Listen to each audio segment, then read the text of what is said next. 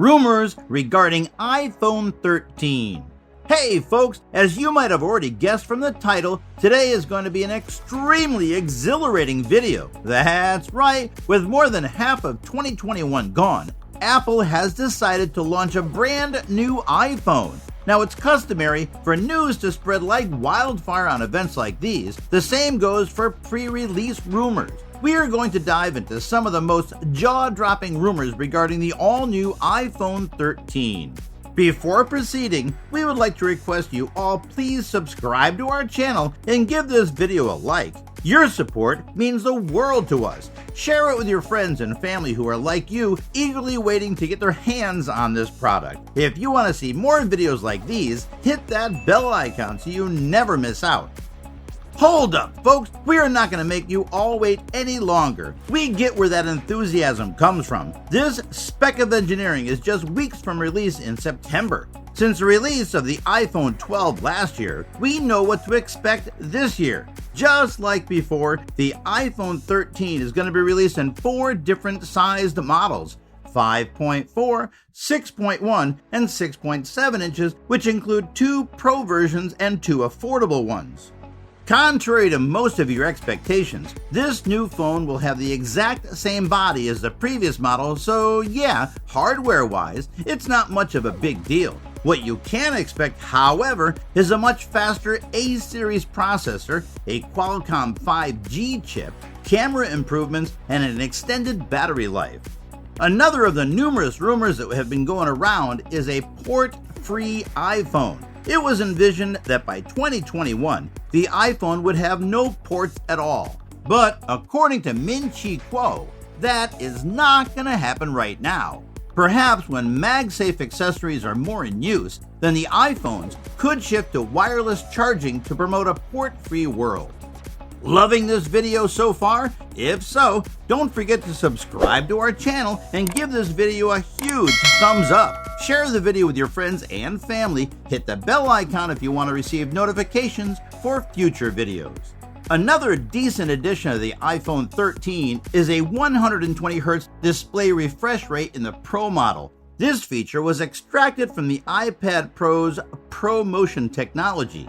Still not cool enough to excite you? Well, hold up, because we have huge news coming up next. Apple is considering adding a Touch ID to the new iPhone as an added biometric verification tool along with Face ID. Wouldn't that be absolutely amazing?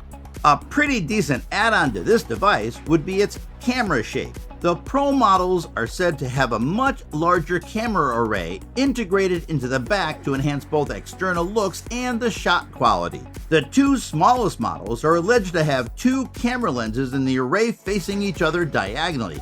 That's something new, isn't it? After all, who doesn't love change and evolution? Do you know that these iPhones will be 0.26 millimeters thicker and heavier due to their larger batteries? Well, that isn't good news for bed users at all.